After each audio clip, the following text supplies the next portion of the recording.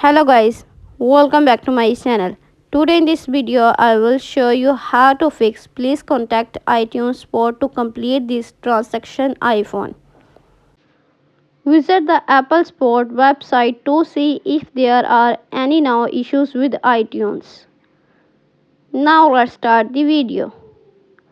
Make sure iPhone is connected to your internet and your internet is good and stable. Open the Safari browser on your iPhone.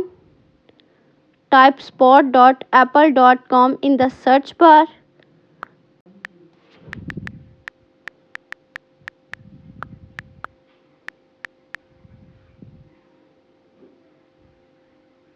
Click on iPhone. Scroll up. Tap Start Now.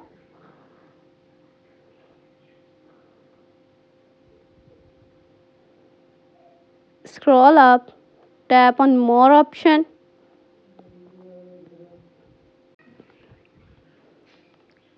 Tap on iTunes Store.